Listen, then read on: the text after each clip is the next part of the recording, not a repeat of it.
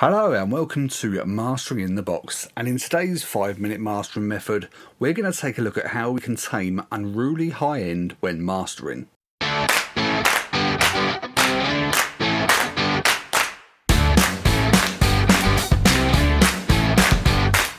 Hello and welcome to Mastering in the Box. I'm your host Smudge, and in today's video we're going to take a look at how we can tame unruly high end when it comes to mastering.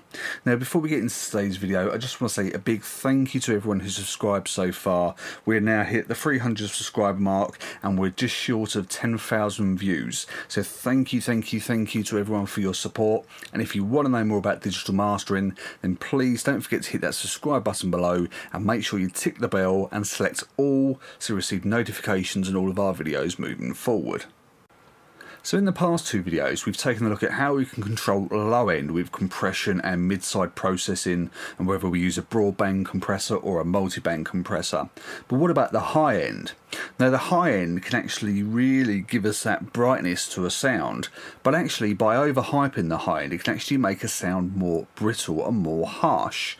And whilst we perceive a lot of high end as maybe being louder, the true art to taming high end is about achieving balance. Now there's quite a few ways that we can achieve balance with high end, but today we're going to take a look at how we can use two tools in particular, one being a De-Esser and the other being a multiband compressor. Starting with a De-Esser, and as the name suggests, this is a tool that is designed to de-ess. So it's very commonly used in a mixing environment, especially when it comes to mixing vocals, to tame those high frequencies in the voice and to reduce those S sounds. But it's not the only great use for this particular tool. So for example, this is a great tool to be used for mixing drums. So when you've got your overheads and your hi-hats and your cymbals in general, if you're going to build up a high end, you can use this to tame that high end and take away some of that harshness. And that's pretty much how we're going to use it in this particular environment. I'm going to play you a track, and what I really want you to do is listen to the high end, because to my ears it's just a little bit on the harsh side. Take a listen.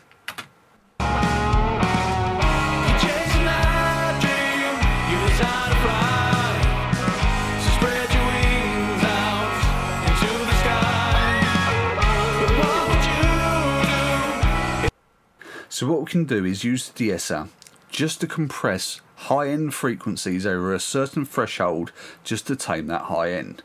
In this particular example I'm using the stereo De-Esser from Waves, and I've got the frequency set at 10k, and all I've done is reduce the threshold just to add in some compression.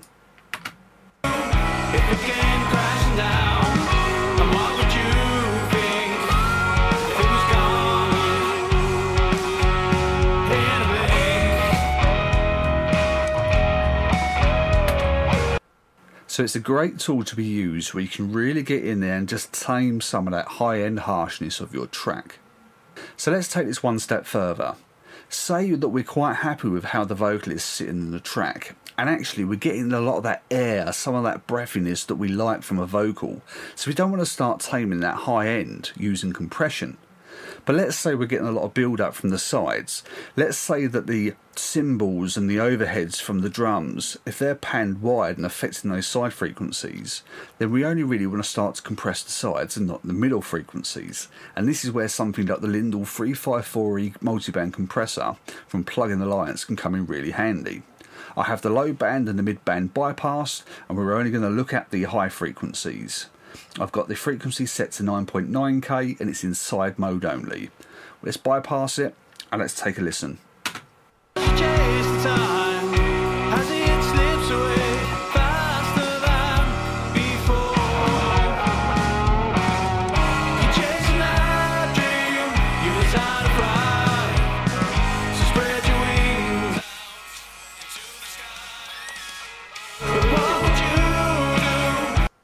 So using a tool like the Lindell 354E can give us much more control and flexibility over how we're controlling that high end.